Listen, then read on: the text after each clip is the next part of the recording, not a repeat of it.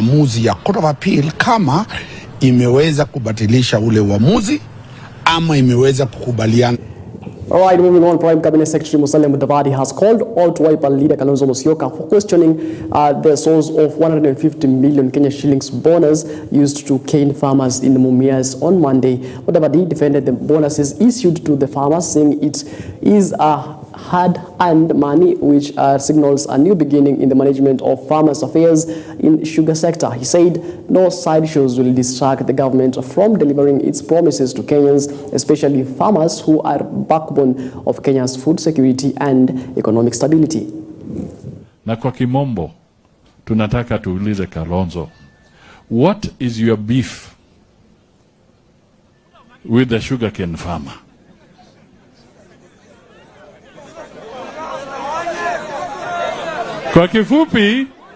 Kwa kifupi, tunauliza Kalonzo, pilipili usioila ya kuashia nini? Tunaelewana hapo? Kwa sababu wakulima wamepata nafasi, wajimudu wameumia kwa muda mrefu, badala yeye kusherekea, yeye analalamika. Wale vijana na wazee wa siasa wenye hawajui mwelekeo uko wapi, wakianza kusema ati ni makosa mtu wa Ingo kulipwa bonus, ati ni makosa mtu wa Miwa kulipwa bonus. Sasa wewe ndugu yetu Kalonzo, why are you engaged in the negativity of negatively profiling people of this region? Why are you engaged in divisive politics? Why is it good for tea farmers to get bonus, coffee farmers kupata bonus, alafu unasema watu ya Miwa wakipata bonus wanahongwa? Kwani nyinyi mkilipa jasho yenu ni hongo? Ashindwe asishindwe? Sasa nilishangaa jana kuona Kalonzo amekuwa bunge miaka 30, over 30 years. Sio kama Selasia. Sasa ameingia ligi moja na Selasia, kuuliza ile maswali Selasia anauliza. Sasa nikauliza, jameni, kama huyu ndiye atashindana na Rais William Ruto, iko mashindano kweli? Iko? We want to tell you, Mheshimiwa ndugu yangu Kalonzo, rafiki yangu, if you continue telling lies about others, we will be constrained to tell the truth about you. And that truth will be very painful to you. Tukisema hiyo ukweli, hata utakosa mahali ya kwenda. Kwa hivyo wananchi, mwaka ujao hata Busibwa hapa mtapata bonus. Mwaka ujao hata Mumias watapata bonus. Mwaka ujao Nzoia watapata bonus. Right, moving on, the Ethics and Anti-Corruption Commission, that is EACC, on Thursday agreed Member of Parliament of Rongo constituency Paul Odalo Mark over the misappropriation of tenders worth 122 million Kenya shillings by the Rongo National Government CDF to companies associated with him during the financial years 2017-2018 to 2024-2025. Preliminary investigations by the Graft Agency reveal that the legislature, together with one Christopher Nelson Obor, registered a private company that traded the constituency's CDF, receiving 122 million Kenya shillings, to which the MP is the sole signatory to the company's bank account. A personal assistant to the MP is also said to have registered another company, to which the assistant was paid 19.6 million Kenya shillings by the public coffers. EACC says it is investigating the embezzlement, which is largely through conflict of interest, multi-million payments for services not rendered, and payroll fraud involving ghost workers.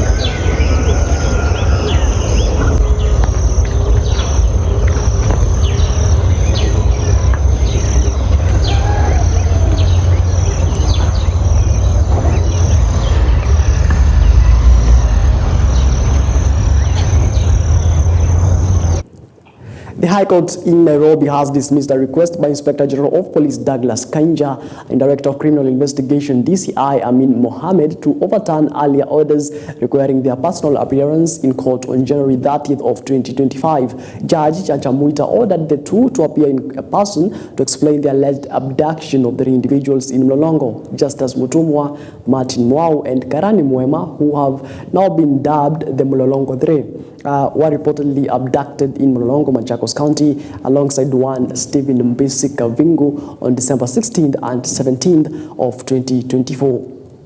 Addressing the issue of conservatory orders in Gitrai Tamunya, the Supreme Court stated that conservatory orders should be granted on the inherent merit of a case, bearing in mind the public interest, the constitutional values, and the proportionate magnitude and priority levels attributable to the relevant causes. All persons are entitled to and enjoy equal rights under the Constitution. No one has superior rights over the other. The court is required to apply the proportionality test, balance the rights, and where necessary, give priority to the rights of the most vulnerable person. In this petition, the fate of the second to fourth petitioners who were arrested by police officers on 16th of December 2024 is unknown. They were not produced before court as demanded by the Constitution, and their relatives do not know where they are. Securing the lives and safety of the second to fourth petitioner was and must remain of priority to this court. In the circumstances, considering the fact of this petition and the constitutional command that an arrested person be produced in court within 24 hours.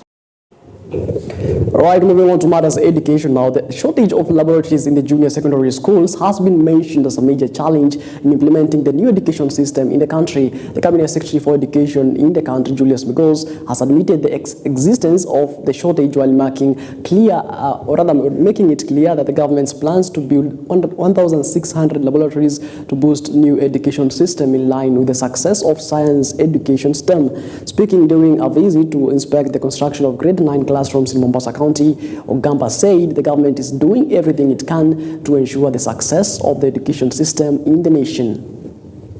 TAM had a bit of a challenge. We were supposed to receive 48 billion. We were able to receive 19 billion yesterday, which has been disbursed, and another 15 billion or so will be released tomorrow. So we are in the process of completing that 48 billion in the next 1 or 2 weeks to ensure that all our schools have got the resources. So far, we've done over 14,500, and we intend to complete the 16,000 by the end of this month. And on your question on laboratories, this year we are starting the construction of 1,600 laboratories to ensure that the JSS students have access and are exposed to that particular science subject, so that when they go to the pathway of STEM, they are not completely green. So something is being done. I mean, it's a transition. We'll keep doing it. We'll keep increasing the classrooms. We're actually in the process of ensuring that we do another 7,800 classrooms to ensure that each particular student, each particular school has sufficient infrastructure. We have, of course, a bit of shortfall that we are working towards increasing. Remember, we've also recently employed 20,000 that are being processed, teachers who are actually under science, so to speak, because that's where we had a bit of a shortfall. So it is not true to say that there are no teachers, that there is no learning that is taking place in JSS. Where we find that our teachers chased away students because of capitation or any other reason, we will be able to take action. So we are asking them, retain the students in school. We are doing all we can to ensure that the resources they require. All right, moving on, a section of elders from the coastal region have made a rallying call for to politicians to stop politicizing the functions of security agencies, or else the country will be exposed to external threats. This comes after National Cohesion and Integration Commission (NCIC) expressed concerns over the security, over insecurity in Kenya. Tabitha Wanjiru now reports. Elders from the Coast Restoration Council of Eminent Elders has made a call to politicians to stop bringing politics into the functions of the security agencies, saying that this can bring about the country's exposure to external threats. They accused politicians of fraud in addressing national issues, as they also cleared the Director General of National Intelligence Service, Nuldin Haji, of any wrongdoings in the alleged abductions. Ukitaka kusimama muda wako utafika, lakini mambo ya kuleta siasa ya ukabila, siasa ambayo isiyokuwa inafaa kwa wananchi, siasa duni, siasa ambaye unakaa unataja mtu ambaye ako kwa national security, ambaye anakulinda wewe mwenyewe usalama wako, tafadhalini mwachane na Nuldin Haji. Sheikh Abu Hamza addressed the issue of abduction, saying that incidents of youth disappearances have been experienced in the past, but the leaders never acted accordingly about it. Lakini suala ni kwamba haya yalitokea huku kwetu. Pale yalipotokea huku, mbona hawakusema? Sasa leo kwa sababu yanawafikia wao imekuwa ni issue. Lakini jana ilipokuwa yanatupata sisi, hakuna mtu alizungumza. They also advised the leaders to avoid tribalism, as the NIS boss was appointed based on his qualifications and not according to the NDCT. The right person ambaye anafaa kwenda ICC, kila mtu anaona na kila mtu ana masikio anasikia. So tafadhalini sana, ICC si ofisi ya mtu mmoja, ni ofisi ambayo imetengenezwa na iko kwa juu. This happens after NCIS Chair Samuel Kobia expressed their concern over insecurity issues arising in Kenya in the near future. In a press briefing earlier Thursday at Naivasha, the chair decried the spread of hate speech, especially on social media platforms and public rallies. Now NCIC recommends arrest of 10 MPs, including Oscar Sudi, over hate speech. It is imperative that we nip this problem in the bud. Otherwise, the evolution of organized criminal gangs could lead to what is standard by the UN terms state capture, which is just one step to becoming a criminalized state. Tabitha Wanjiro, EBN TV. Right, moving on, Nakuru County Civil Society Organization Forum has called on the government to address abductions and alleged extrajudicial killings in the country. The forum said that Kenyans have a right to express themselves however they want. Speaking to the media on Thursday, the organization led by co-convener Paul Masese called on the government to take action against perpetrators. Masese condemned the killing of Nakuru-based activist Richard Raymond Otieno, saying it was a violation of human rights. Otieno was brutally killed on Saturday night around 11 a.m.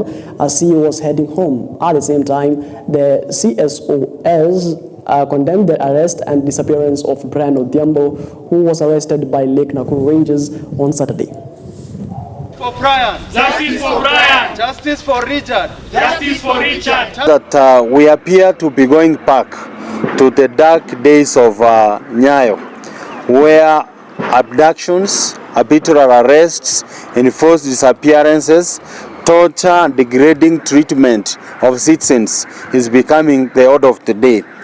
And to us, this current trend is one that really scares us. Been scary incidents of harassment, arbitrary arrests, torture and even disappearance of members of the public, particularly young men from communities living around Lake Nakuru and Lake Naivasha.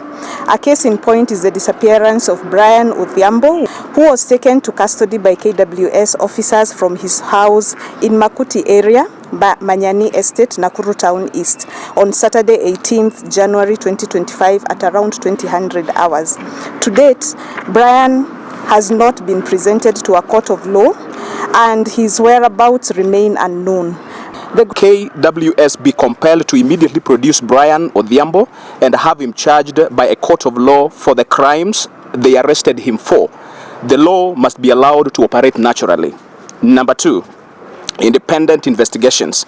An independent body must be established to investigate allegations of torture, arbitrary arrest, abductions, and the unresolved cases of disappeared individuals like Brian Odhiambo. Perpetrators must be held accountable.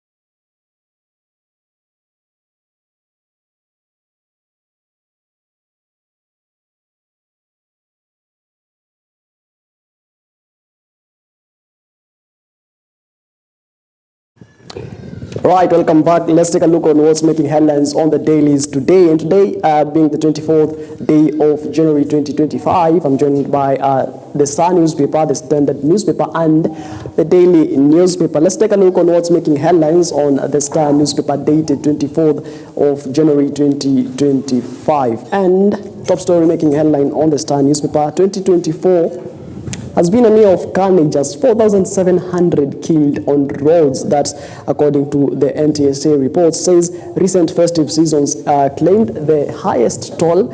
A detailed report by the NTSA shows. Of course, that particular report, you can get it on page 4 and 5 of the Star newspaper dated today. And continue to say, for the first time, the NTSA report faults the state through its agency, the Kenya National Highway Authority, for the poor state of some roads and the reckless manner in which government vehicles are driven. Hope that maybe this year the toll will, of course, reduce. Moving on, Raila and Djibouti rival step up AUC vote. And there is a picture there of Raila Amolo Odinga, the AUC chairperson candidate, with the Secretary of State of Foreign Affairs, Migration and Tunisians Abroad, Mohamed Ben Ayed, in Tunisia. Right just to the picture, there is a picture of AUC chairperson candidate and the Minister of Foreign Affairs and International Cooperation of Djibouti, Mohamed Ali Yusuf, with Tanzania President Suluhu Hassan in Tanzania. We remember that the AUC the AUC chairperson candidature will, of course, the elections will be this year around February, if I'm not wrong.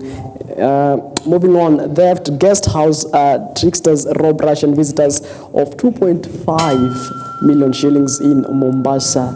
Of course, that's a story. You can get it on page 3 of the Star newspaper. And war of words, you are the last person to lecture us on the governance. Ruto scoffs at Gachagua. Remember, Ruto has been vocal about the incompetency leaders, or rather the incompetent leaders in the government, saying that his government will not reiterate incompetent leaders. Of course, that's a story that people view it as Ruto is telling Gachagua. Of course, you remember Ruto is actually on a tour to the western region where he says these words. Moving on, counties grappled with cash crisis as Treasury yet to release funds for 2 months. You remember the past year, actually, the county governors were raising concerns about the delayment of the cash crisis, or rather the cash crunch crisis in the counties. Of course, this particular story says the cash crunch crisis has entered this year. Right, moving on to the Daily Nation newspaper dated 24th day of January 2025, and Alama's Come's security withdrawn. In a protest later addressed to Interior Minister Kipchumba Murkomen and police boss Douglas Kanja, Chief Justice Martha Koome yesterday said the executive has recalled her bodyguards and slashed the number of officers seconded to the courts in a move that sets the judiciary on a fresh collision course with President William Ruto's administration. And a dispute police service says officers recalled to attend promotion courses, replacement in place. Moving on to matters crime. Sarah Cohen seized in city to face fresh murder charges. Sarah Werimo, the widow of murdered Dutch business Tom Cohen, has been arrested and is likely to appear in court today. Of course, we'll be keeping tabs with that particular story and we'll be bringing you in our subsequent bulletins. You remember Sarah Cohen was accused, or rather it was alleged that she killed her husband, that is Tob Cohen. We'll be keeping tabs, of course, with that particular report. To the corridors of justice, judges declined to suspend Gachagua's ouster petitions, and a bench of three judges rejected the application to delay the hearing of the cases to allow the former DP to pursue an appeal. Remember, this particular story comes after, Gachagua being impeached. He took the matter to the courts, and it was scheduled for, of course, yesterday. Now that the case has been derailed, we'll be keeping tabs with that also particular story, telling you what exactly will happen. Of course, keep it EBN TV. And broke schools hit dead. And successive unfulfilled promises by the government to release funds to public schools have left school heads, workers, and learners alike in a desperate situation, with many institutions unable to provide basic needs such as food and learning materials. 64 billion Kenya shillings, what the government owes schools in capitation over the past 4 years. Of course, that's an alarming story right there. Moving on to the Standard newspaper dated today. Same story as the Daily Nation. Top story: Chief Justice kicks up storm over security. Chief Justice Martha Koome is up in arms over what she calls executive interference after her security and officers in the Judicial Police Unit were withdrawn, calling for respect of constitutional offices.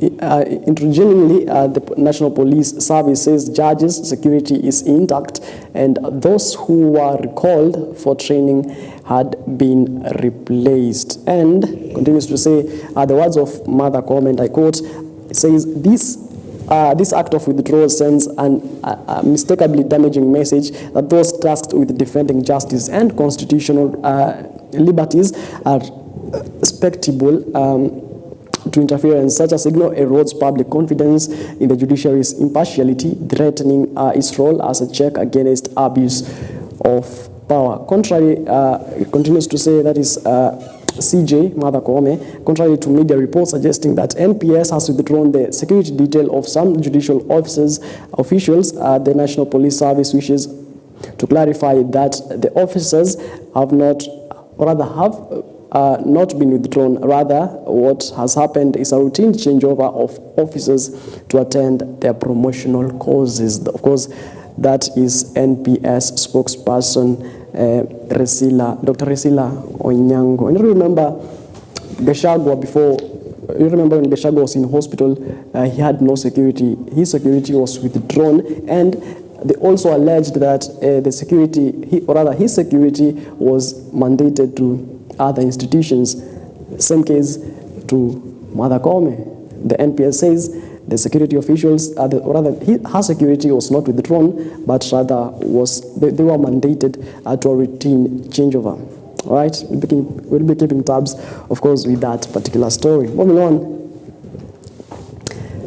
national matters now. Why is the president an angry man? It continues to say President William Ruto is an angry man, failed by his former deputy, forced to eat humble pie and pushed to the wall by the Gen Z agitation. However, he is not alone. That story we can get to page 4 of the Standard newspaper. Gachagua dealt blow in impeachment case. The court yesterday declined former DP's plea to freeze 10 cases challenging his ouster. Of course, that's a story we had a look on the daily newspaper. And cautious optimism over sugar bonus. Can get that on page 11. Of course, that President William Ruto was talking about the sugar industry. Of course, the Mumias sugar industry during his tour in the Western region. Sarah Cohen, that is the Court of Justice. Sarah Cohen in court for murder case. Of course, that particular story is as well on page 9 of the Standard newspaper. And the line between Speaker and Ford Kenya adherent from the rooftops of cars and National Assembly Speaker Moses Wetangula seems to have shared his impartial political outlook for bruising politics, telling off government critiques and joining government's crusade across Western Kenya. Remember that particular story? Of course, we had it on the trip this particular morning. Speaker Moses Wetangula was addressing Kalonzo Musyoka, that is the Wiper Party leader. Of course, we wrap up our newspaper review. When you come back, you're having a fitness instructor. He'll be going to tell us about how to be fit. That's insights of a healthier you. I don't want to miss that conversation. Go change. And watu wangu wa bedsita, toe meza, tuekele kando. You're coming back in just a bit.